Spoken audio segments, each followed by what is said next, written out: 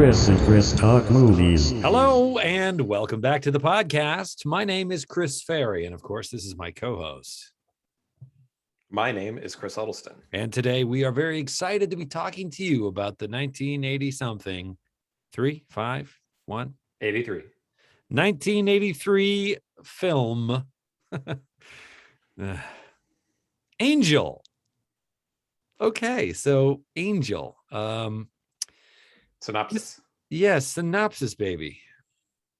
All right, so Molly, a high schooler, as we said, it's a 1983 film. Molly, a high schooler, secretly earns her living as Angel, a street prostitute whose only family and friends are the ones she works with on the streets.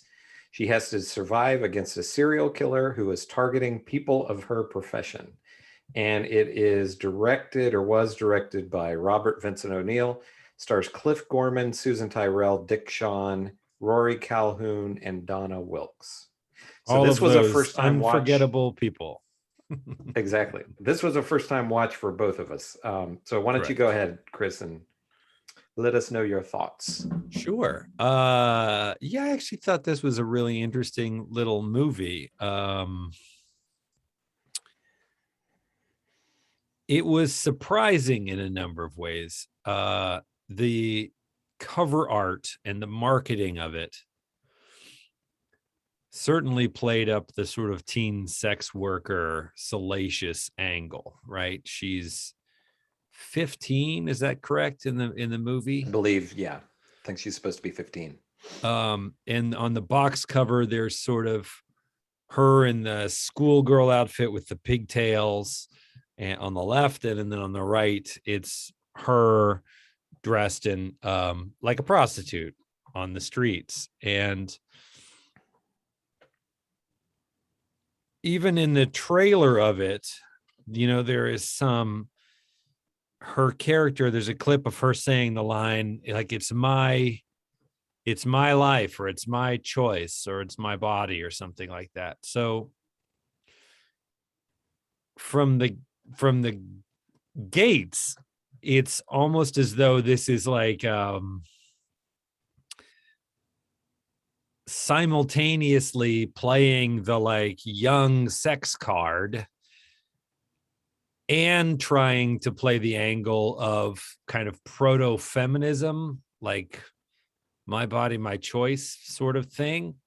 So right off the bat, I was kind of like, I thought this was just going to be an exploitation movie. Mm-hmm. And go for all the cheap tricks. I was surprised. I mean, I'm not going to say it's a great movie by any stretch of the imagination, but I was surprised how not that it was. It was, I mean, it's a serial killer movie, really. So it's a murderer on the loose, and Angel is the epitome of a vulnerable female protagonist. There's a cop that gets involved, is trying to help her as best he can. He's trying to catch this guy. It's the early 80s. It's LA. It's sort of pre a bunch of really digital CSI stuff. So you kind of buy that this guy is going around stabbing streetwalkers and evading police. He doesn't leave a lot of evidence, and the whole thing doesn't go on that long, maybe a couple of weeks, right? So that all feels kind of plausible in a gritty way. We spent a lot of the time following her around, walking on Hollywood Boulevard with her other street friends. They're not all prostitutes. Some of them are street performers. There's an Old West cowboy guy we meet that, used to be a body double for all the pictures. Super charming old man. And there's a clown that likes to juggle and do tricks that's sort of sweet on one of her prostitute friends. And I think it stops short of painting this as like wholesome, good fun. Yeah. But it also doesn't roll around in the salacious mire of the tawdry. I mean, it's it's about teen prostitutes. So it's tawdry by its nature. And we see the girls and women and men sort of going into hotel rooms with perps, but we don't follow them in there. We don't follow them into bed. There's not crazy shots of people cutting them up and putting out cigarettes on them, with the exception of the serial killer who does have a knife and kills them with a knife, right? So it's not like exploitative in the teen prostitution thing in the way that I thought it was going to be. It's more about underlining with great force how vulnerable in such what a vulnerable position this hero is. Would you agree with that? Yeah. So, I mean, you're pretty much, that's pretty much exactly the same reaction that I had to it. So, we would have been children when this movie came out, but I can remember seeing the cover art, in video stores. Yeah. At the time, and thinking, oh, this is a really sleazy movie. From the cover, it almost makes you think it's going to be like softcore porn or something. Yeah, absolutely. And other than there are a couple of the standard 80s gratuitous locker room scenes, a lot where they kind of linger on for a movie like this. And it's not the prostitutes, really. It's like he's at school and she's in the locker room, and there's a whole cheerleading team, and there's at least 2 scenes and maybe 3 where they're all like hopping in and out of the shower, and there's no other reason for this scene than to show the gratuitous skin. And they really linger on it, but yeah. So, and to no pun intended, to flesh out the plot a little bit more. So, we find out during the course of the movie that, so she lives in this apartment building, it's not nice on the outside, but the apartment's very nice inside. And she lives there, and her father is no longer in the picture. He's gone. And she tells everyone that her mother is sick and she has to take care of her mother. And you never see the mother, and you eventually find out that the mother had left too. So she's been abandoned, and she goes to this prep school that she's paying for herself, which I didn't really think about it until just now, but this is kind of one of those leaps of logic.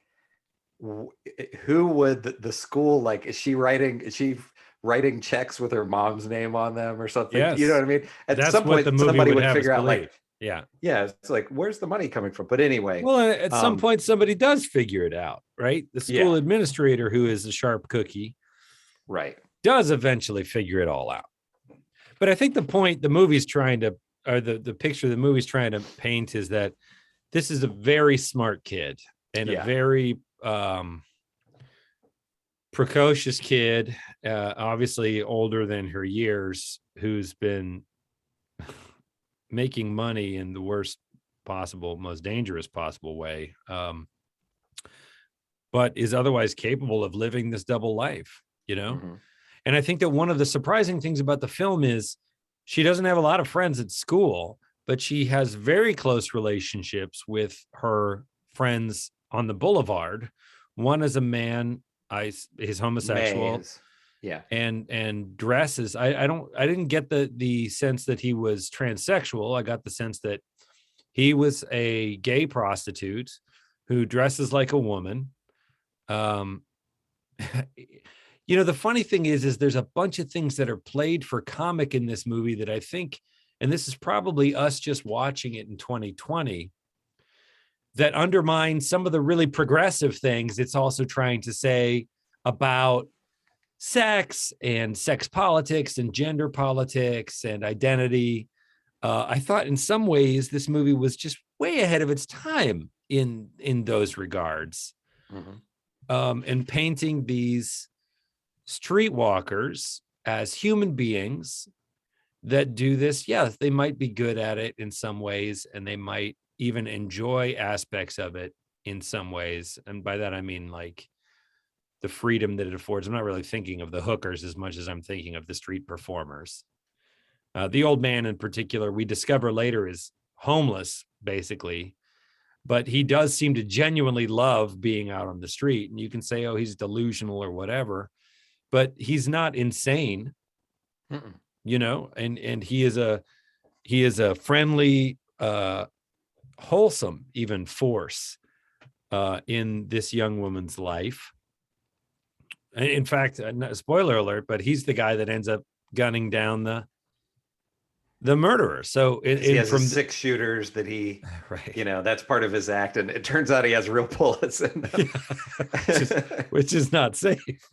There's one scene where he's showing the cops, and you know they're looking at the guns and everything. But I thought one of my favorite things in this movie is that it takes these kind of, or in her landlord. So the May lives in the building with her, and their landlord is an artist, and she's lesbian. They make a big point of that, and she's this sort of artist oddball, and you know, terrible art, but it's all part of this loving family picture they kind of build out of these different characters. And it's reinforced in the end when the killer finally does figure out, follows her home or something. May dies trying to protect her, right? These are people that literally die for each other, you know, and they genuinely care about Angel. And I thought that was oddly really touching. It was effective, you know. And there's a cop who's this kind of, it's like he's clearly a New York guy, but he's on the LAPD. He's a homicide detective. And it's tough love, but he really comes to care about her in a not quite a paternal way, but in a personal way, like really, really doesn't want to see her hurt and wants to do what he can to try and get her off the street.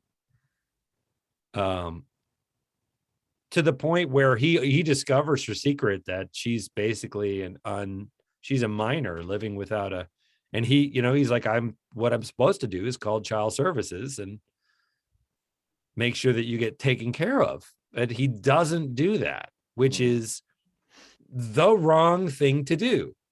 But it's an evidence of his respect for the character, and he cares enough about her to literally break the law in this case to protect her secret, because he decides that, I'm not saying it's right, but I'm saying it's an interesting thing to have that character too. So, you know, it's imperfect in a lot of the ways, and a lot of the stuff is corny. And as I say, I feel like in 1983 they're trying to make some progressive points about these weirdos, right?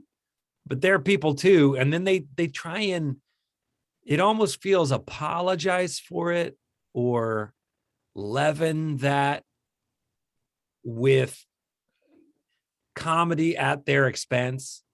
So May has all these zingers, and May is sort of like Mae West, but the actor they've cast as May is, I mean, he looks like Walter Matthau. He's not, you know, there's nothing feminine about this guy, which is fine. That's fine, but he dresses in this frilly thing, and it's vaudevillian. It's almost like a drag act making fun of, I think of like the Friars Club, with somebody come out in a dress, and the joke is like, har, har, har, look at this ugly guy dressed up like a dame, you know? Yeah. I don't know. Maybe that's me projecting onto it, but I feel like some of the fun they make of these characters is at their expense, and that gets in the way of some of the really ahead of its time messaging this movie has. Yeah, it's interesting because, you know, you've always had in movies the idea of the hooker with the heart of gold. You know, that's a standard thing with prostitutes in film, but this is very interesting because, you know, she has no family.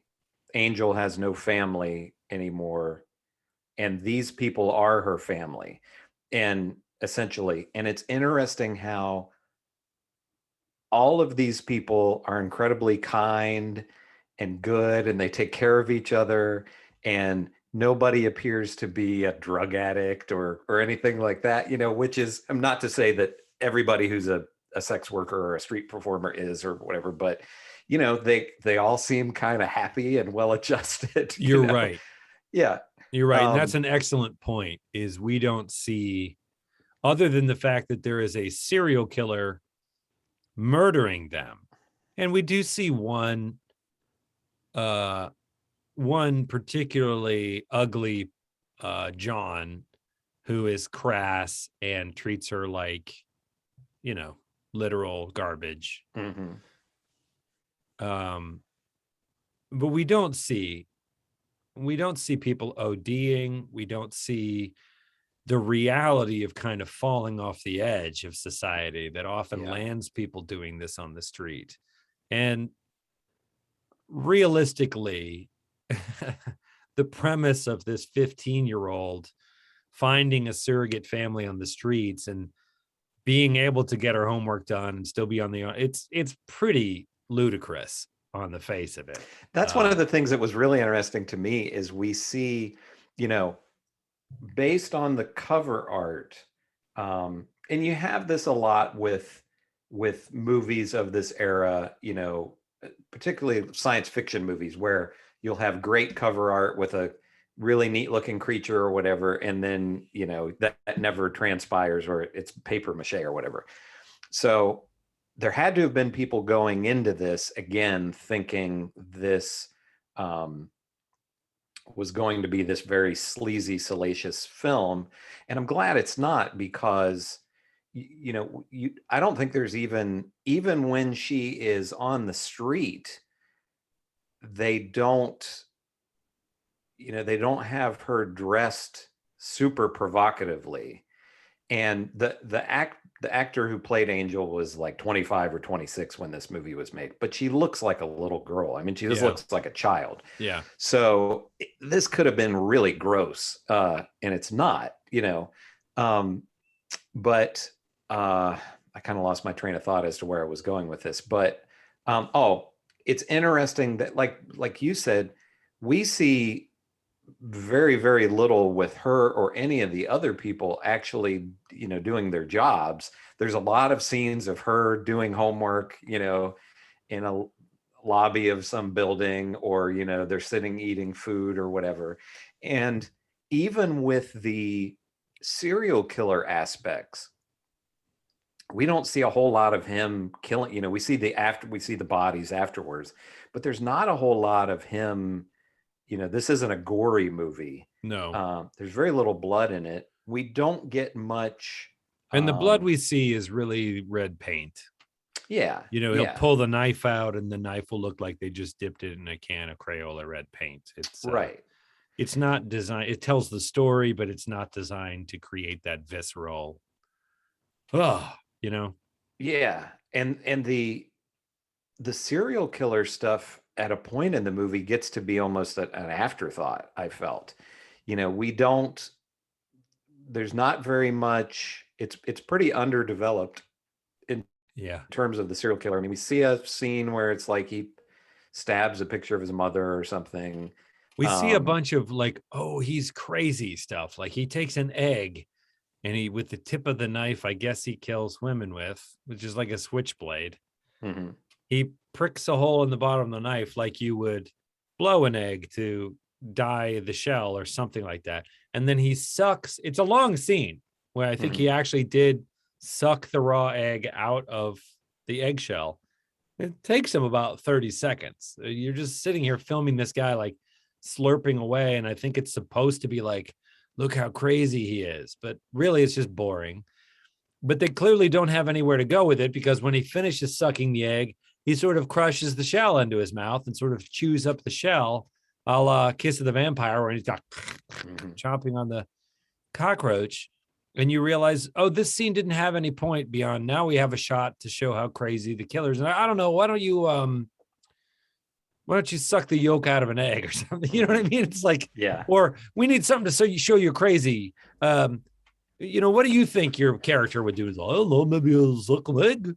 I mean, I don't know. There's no, there's no specificity to it. What is that? Anyway, so I think that the serial killer is the weakest part of the movie. Yeah. He's a big ripped guy, like he's buff when we see him working out and stuff. He doesn't have any dialogue. He's just going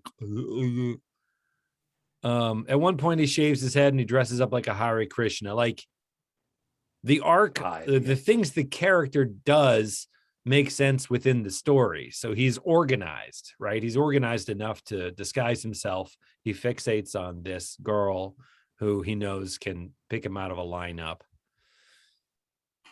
But we don't get, Hannibal Lecter, it's not. Bill the Butcher, it's not. You don't get the deliciousness of a well-defined, Hans Gruber, it's not. We don't get the pleasure of understanding the villain as a character. He's just the force of death that latches on to he becomes a kind of a metaphor for death on the street that you can't get away from, and which is fine, but I think that's weaker than having it be, because it's always going to be that. It's weaker than having him actually be a character. And I feel like you could take the serial killer aspect entirely out of the movie and have it just be the story of a girl, living this double life. And there are some antagonists in that there's this bully, jock guy who finds out that she's a prostitute. Yeah. It tells the people at school and all of that. So it would work as just a drama without and he and his the buddies serial find killer her stuff at all. Yeah. He and his buddies find her and grab her in their car, and they're going to rape her. I mean, it's, he is a bad guy. And yeah, he's entitled, and you might start to go, that wouldn't happen. It happens all the time, Mm-hmm. And these entitled, alpha male types in high school that don't have any boundaries, stuff. I mean, not that you find out your classmate's a prostitute and all that's still contrived, but frankly, it happens a lot more frequently than serial killers walking around murdering people. That's something that I've thought about a lot, is there have to be way more serial killers depicted in film and TV than have ever actually existed. It's pretty rare when it comes down to it, but every other movie you see is about a serial killer. Yeah.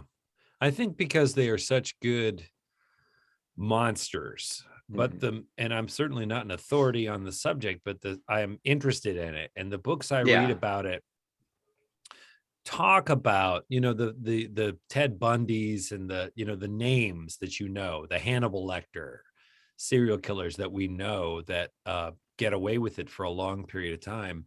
Finding an organized violent psychopath like that is extremely rare. Extremely rare. There's a lot of psychopaths and there's a lot of violent people. And there are some violent psychopaths.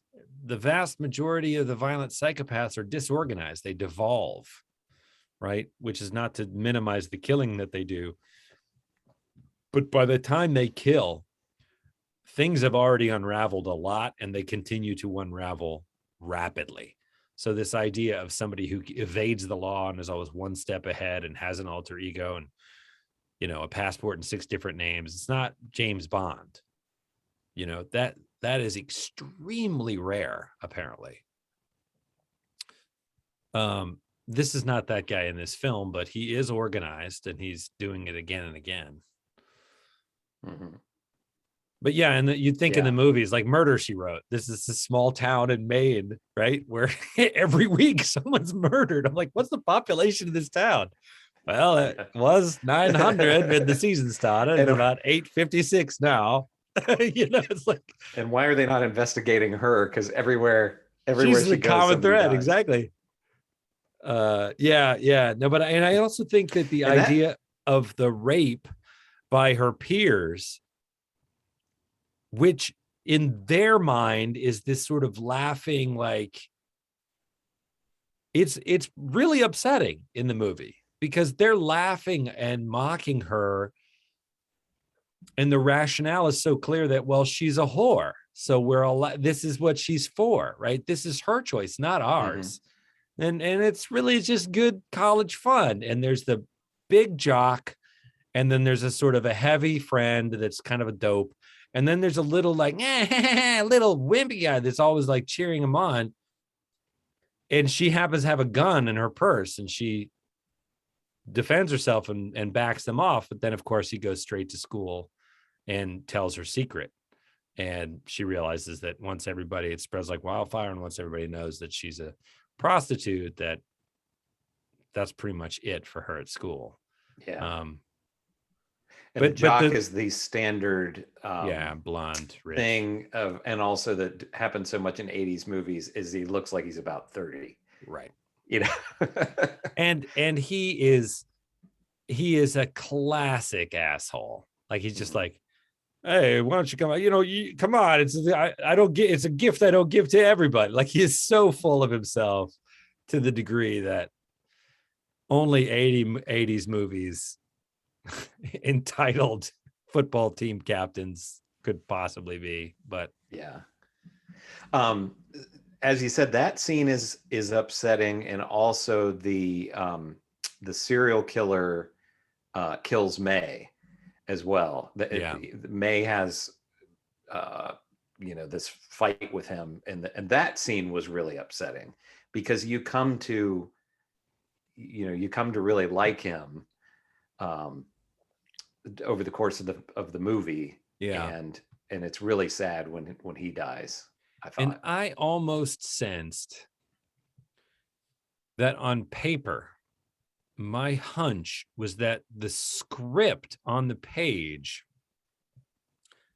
might have been written with an even more progressive thing in mind, that May, in the writer's mind, might have been transgender or transitioning, or a kind of a boys don't cry, like passable as female until you got in the bedroom, right? Like it might be, it might have been in the writer's mind, the crying game, pure speculation on my part, that we know May is male, but the killer might not have realized it until they are rolling around on the bed struggling for the knife, or that might have been an additional trigger in some way, because they make a lot of gestures to how fragile this guy's mental construct. He's like, his mom abused him. Like they have a whole thing spiel they rattle off, but he's into necrophilia. Like doesn't really add up, but there's lots going on. And I thought that it might have been on the page that the author's like, then all the threads kind of come together in these complex ways. And then when they were shooting it, there's like, well, we're not going to be able to make that, nobody's going to buy this. Nobody's going to watch a movie about a she-man or whatever they thought in the 80s.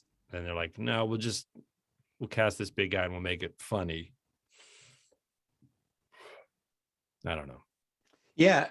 And you're right.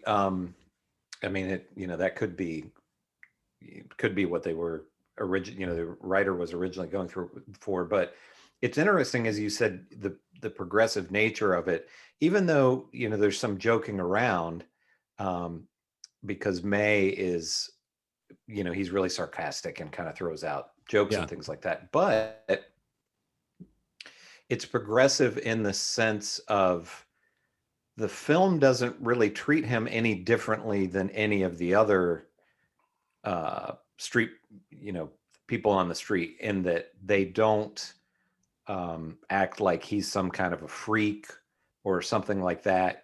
He's this character that you really like, and the film doesn't treat him any differently than they do the female prostitutes. That's right. Which I thought was interesting as well. We get to see the denizens of the street through Angel's eyes, which is an extremely sympathetic.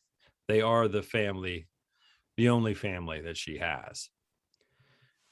And I think you're right. I think that feels very progressive in an 80s movie. And it's not like we're the freaks with, we're into punk, or we're the weird, nobody understands us, the weird kids, It's interesting. And all of that being said, the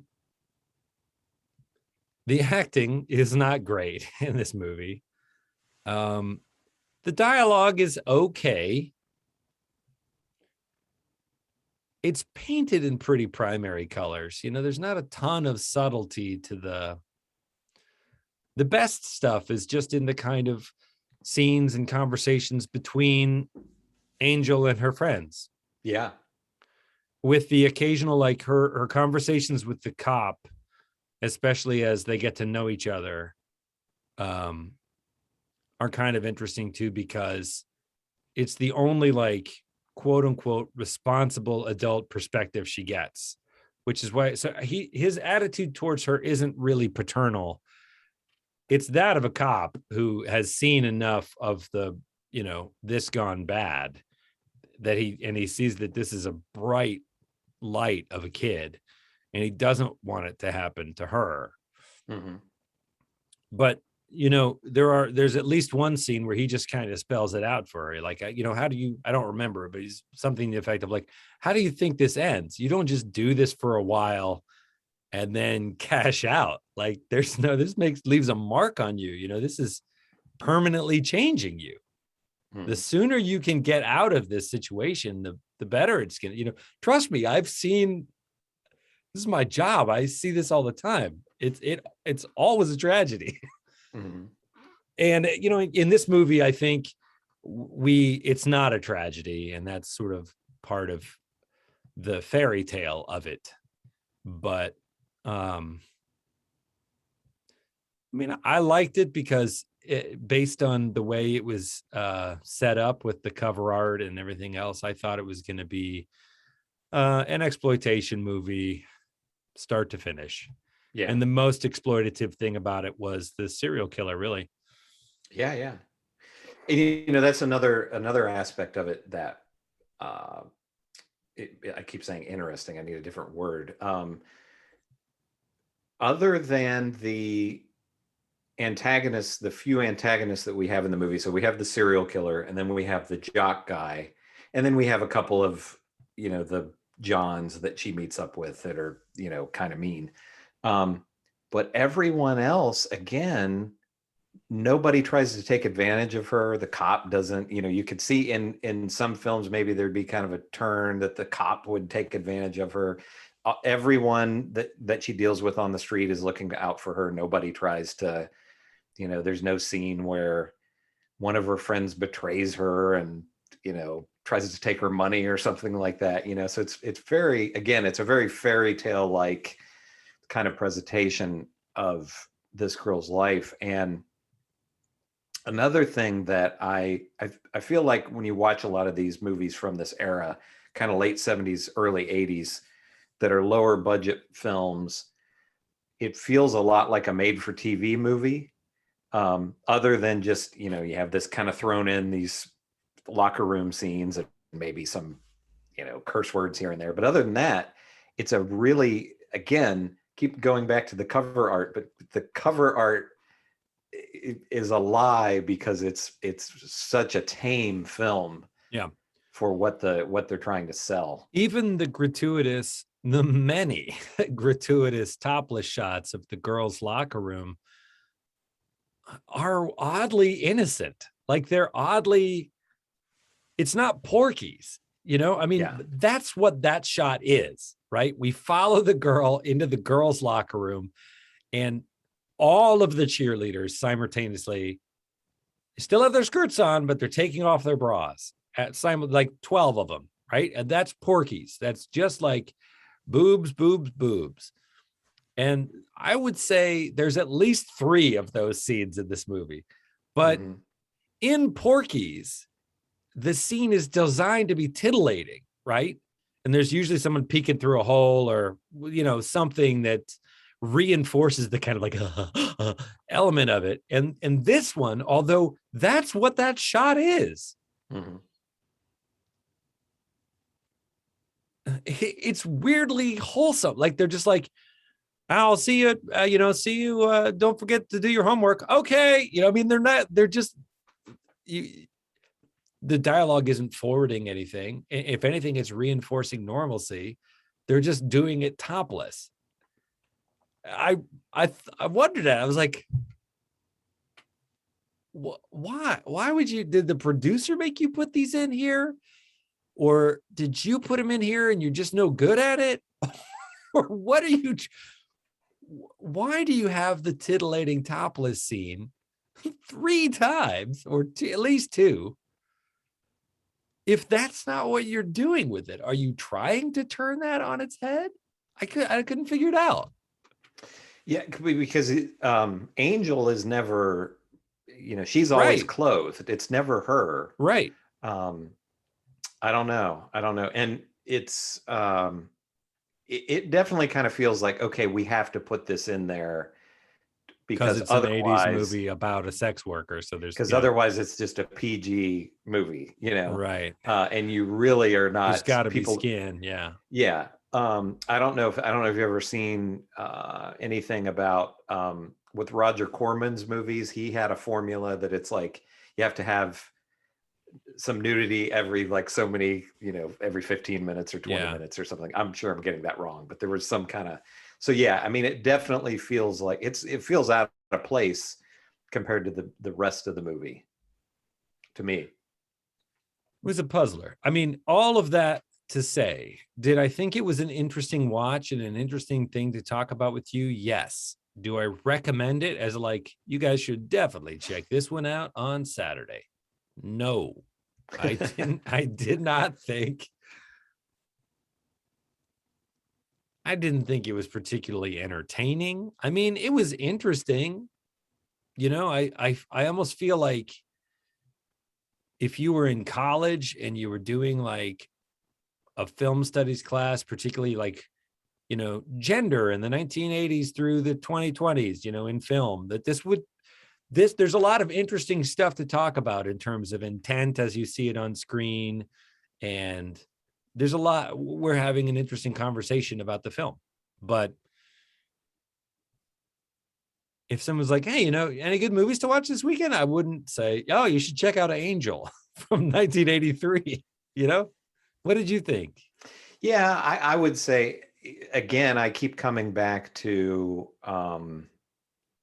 I would say people our age, if you've seen this cover art and never seen actually watched it, I mean, we've, I guess, spoiled the surprise, but that, you would see it's not a surprise. The surprise of it's not an exploitation movie. Yeah, exactly. I thought you meant the surprise that the killer dies at the end. No, they're gonna get him. No, the surprise that it's not really that exploitative. Right. Now there are at least 2 sequels to this that I know of, which I've not seen those either. But the second one, it seems like they've gone much more into this formula just from what I've seen. They recast Angel, and it's a much, not to disparage the actor who played Angel in the first movie, but it's a much sexier actress, basically. So I don't know if in the second one, if there are nude scenes with her or anything, but they definitely, just from what I've seen, the trailer and things like that, it made it a much cheesier, kind of more what you would have expected this original one to be. I don't know. I haven't seen the trailer. Does it just pick up where this one left off, or is it? So I actually watched like the first 5 minutes of it late one night. For anybody who is interested in these movies, they're on Tubi, Tubi, you can watch them for free with ads. But the premise of the second one is, so they've recast Angel, they've also recast the cop guy. So the cop guy is in it, and obviously Angel, and she is now in college. And he's very much a father figure to her. And she's gone away to school. And there is an undercover cop who is a prostitute who gets killed in the beginning by these bad guys with guns go in and kill her.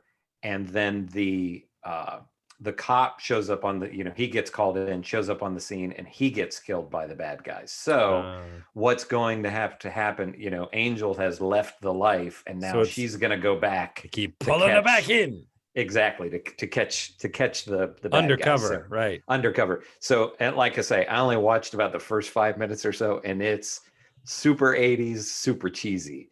So, and it's, I thought you were going to say it's like a Bronson film where it becomes this revenge, right? I mean, They I think killed her best friend. They killed her father. Now she I mean, wants revenge. yeah, I think it is. I think she's probably gonna, Mike, because I think it's called Avenging Angel, and Oh, she's gonna gun she's down. like a desert eagle, right? Yeah, but the opening of the movie is this undercover, this female undercover cop, and it's her. It's basically like a montage, but it's her naked, and she's like getting ready to, she's putting on her lingerie and stuff to go out like on the street. So it's like, okay, they're really leaning in on Right. the Well, sleaze of the the movie second that they one. marketed the first one as, Exactly, right? exactly. Yeah. So, but yeah, I would say this isn't a must watch or anything, but it's not a bad movie.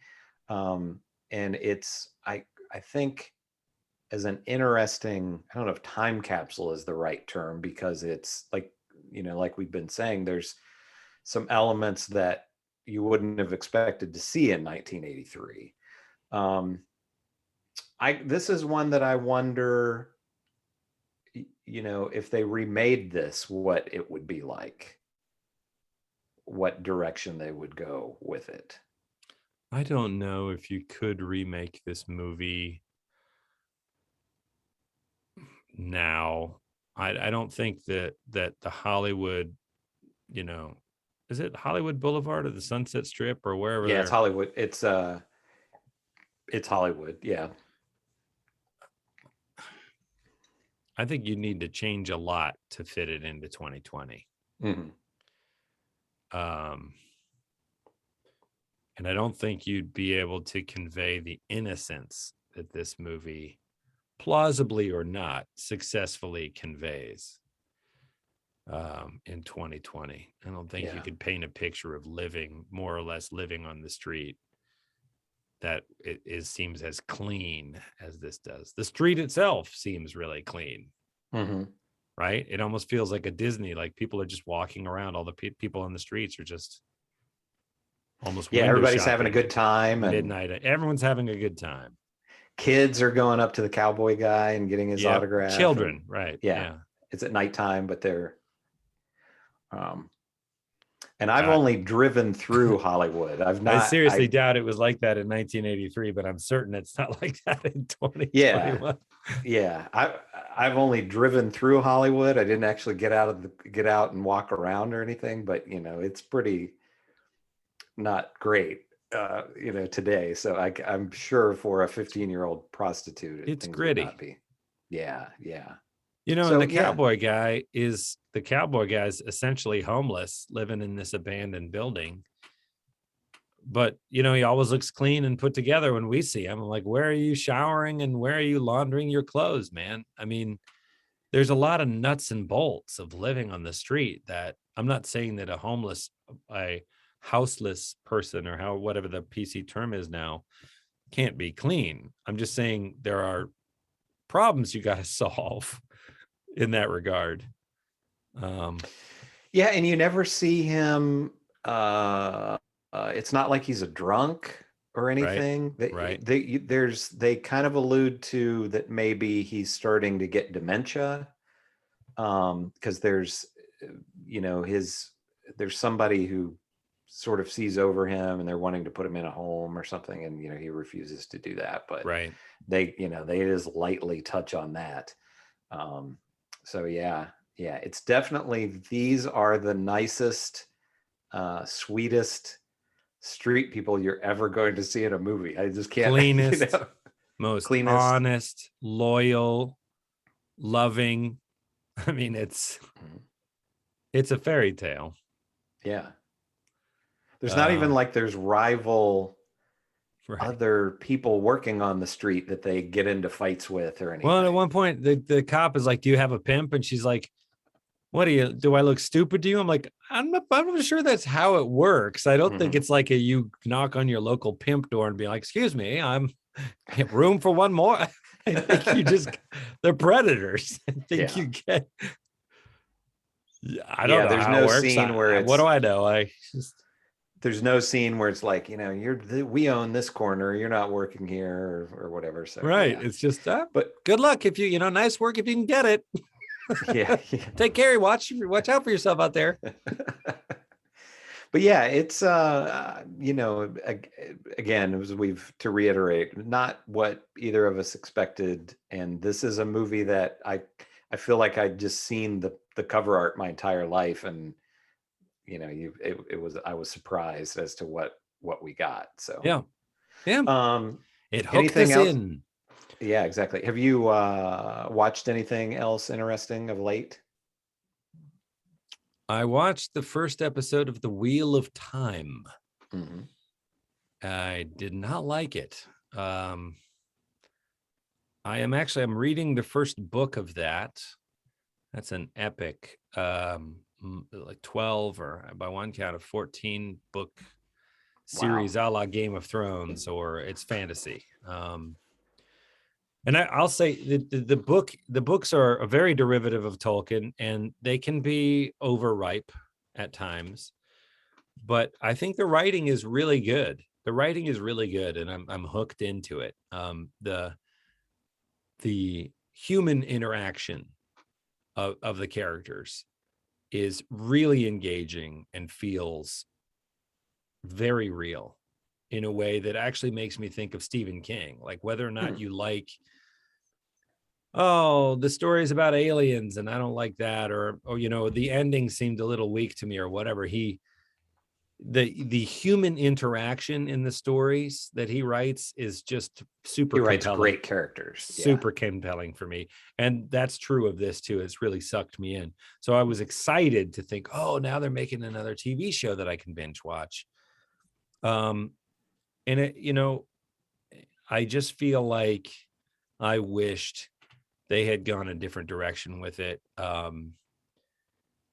I talk about the Lord of the Rings a lot, but I would have said that the Lord of the Rings books would be nigh impossible to translate to film.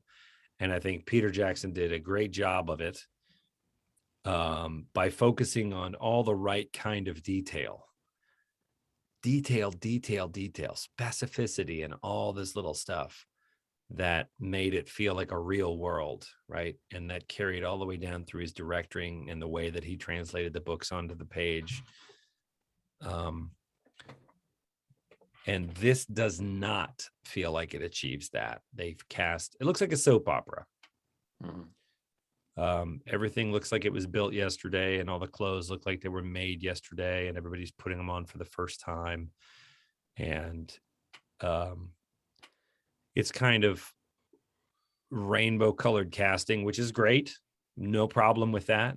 But if you're telling the story about some little backwoods village at the edge of whatever, I mean, maybe in a fantasy world that's multiracial, but how does that work? I mean, we grew up in a little town. Like everybody looks like members of the extended family. It just, little tiny towns don't work that way. That's the point, is that there's not a lot of come and go from the rest of the world. So I mean, while I'm in favor of,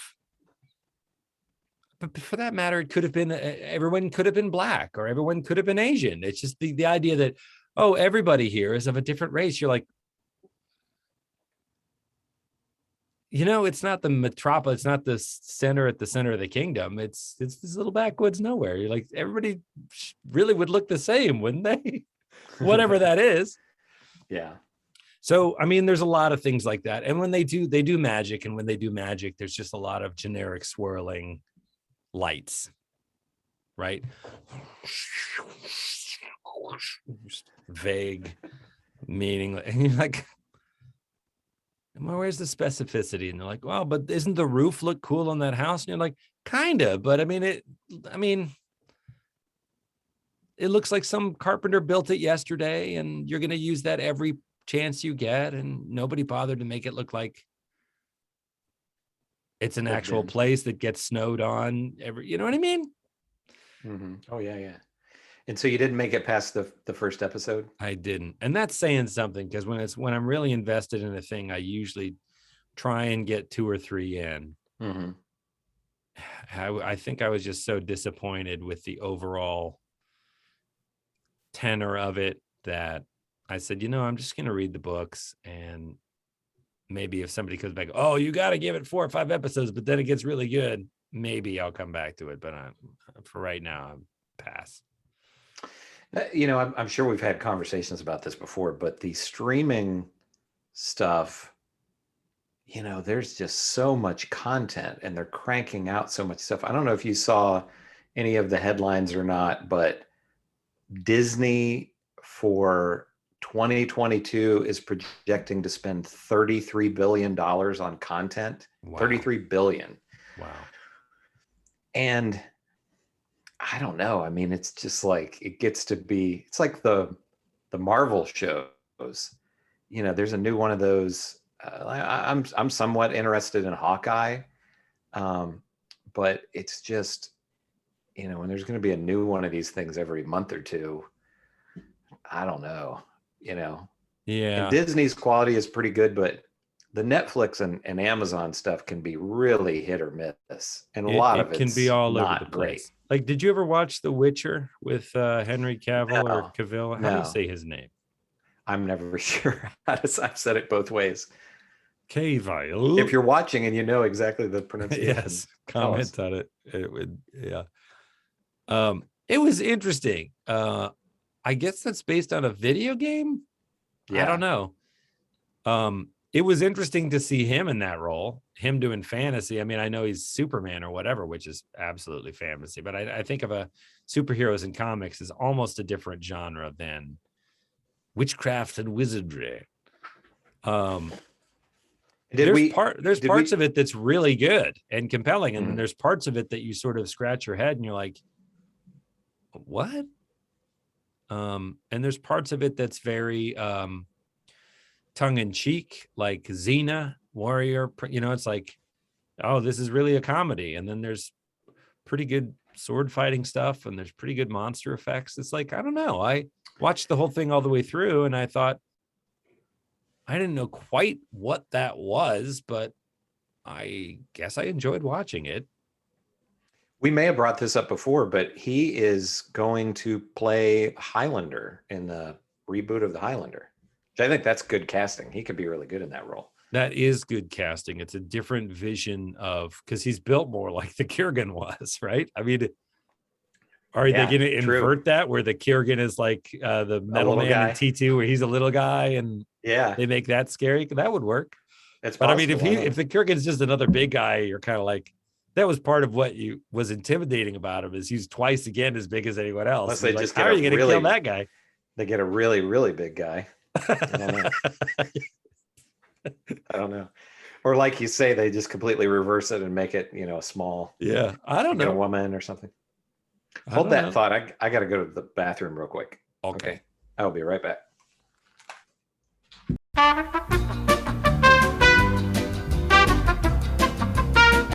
So Henry Cavill Highlander. I think that's interesting because Highlander spawned a few sequels and a TV show, but it wasn't like that was a giant blockbuster franchise or anything. No. So it'll be interesting to see, can they make this a billion-dollar entity, We might consider doing Highlander 2 one time on this, although if memory serves, it's unwatchable. I mean, I don't know if we want to do that to ourselves. Yeah, I don't know. I don't know if I've ever seen any of the sequels or not. If I do, I remember nothing about them. I used to watch the TV show, but other than that, I don't know if I've seen any of the other movies beyond the first one. Speaking of movies, so we've wrapped up things with Angel. I think it's kind of for me, it's a mild recommend. What are we going to do next? Well, we've been talking about a couple of things. I like the idea of doing the Batman. Which one is it? So it's Batman Returns, and how that came up is Danny DeVito did an interview with Forbes, and all I saw was just this little excerpt. I don't know what else he's talking about, but he was saying how much he loved playing the Penguin, and so the new Flash movie that's coming out is going to have the '89 Batman with Michael Keaton. And I guess they're all, they're doing, so you've got the Spider-Man multiverse thing coming out where maybe is going to have multiple Spider-Men. And my understanding with this Flash movie, you're going to have more than one Batman. Ben Affleck is coming back. And then, you have the other, the Pattinson, the Batman that's coming out. So it's just kind of like, hey, we're doing all these different versions of this. So Danny DeVito said he really loved playing the Penguin, and he would love it if, so basically Batman Returns, it made a lot of money, but it was kind of dark and they didn't feel like they could sell enough toys with it. And the original idea was Tim Burton was going to do a third movie, and that fell through. And so Danny DeVito said, I would love to return to the character if Tim Burton would come back. Who knows if he'd be interested in doing that or not, but in this era of nostalgia and, I kind of think, why not, but so as a result, I thought, I haven't seen Batman Returns in a long, long time. And I thought that would be fun to talk about. We also talked about Con Air as well, which I've never seen. Sure. That one's bonkers. That movie is bonkers. There's so many people in it. Would you like to do Con Air next, and then Batman Returns takes place at Christmas time, so we'd be a little why don't we save that as that gets a little closer to Christmas and Christmas. Con Air, you've never seen that? I haven't seen it since it came out. I remember walking out of the theater being like, wow. just bonkers. At the time I'll admit to being that action is not my favorite genre. There are certainly action movies that I like, but I just remember at the time it looked like, this is just a bunch of macho guys saying macho things, trying to out macho each other. Yes, but it's pushed, if I remember correctly, and I probably don't because it's been so long, it's pushed, it's pushed so far into the absurd that you're like, I think it might be interesting. Maybe I'm wrong. Maybe it's just still terrible. And we're like, well, that was a waste of time. But I think looking Nick back Cage. On it, you're like, how did this happen? This is insane. And I love Nick Cage. And the funny thing is, I don't know that Nick Cage is any different now than he was then, but he was respected then. It was Nick Cage. I don't know if he'd won an Oscar if he'd already done Leaving Las Vegas, if it was before or after that, but he was still doing all this crazy. He was doing all this crazy stuff back then, but he was an Oscar winner. Yeah. And everybody respected him. And now he's become a punchline, but I think Nick Cage is awesome. So, well, it's unique. Yeah. So, yeah. Is it Michael Bay? Is it a Michael Bay movie? I don't remember, but I think so. It might be Bruckheimer, but I think it's Michael Bay. It's Hollywood. It's, it feels like Michael Bay. Like, I think that'd be fun. And slow-mo explosion in the background. Michael Bay is what it feels like to me. For the two of us, who knows what anybody listening or watching, what their views are, but this is something that I like about, one of the things I really like about us doing this is I'd probably never get around to watching Con Air, but we do it in this context, then it's like, sure, it'll probably be fun to talk about. Yeah. So let's do that for next time. Chris and Chris Talk Movies at gmail.com. Or if you are watching this on YouTube, you can absolutely leave us a comment.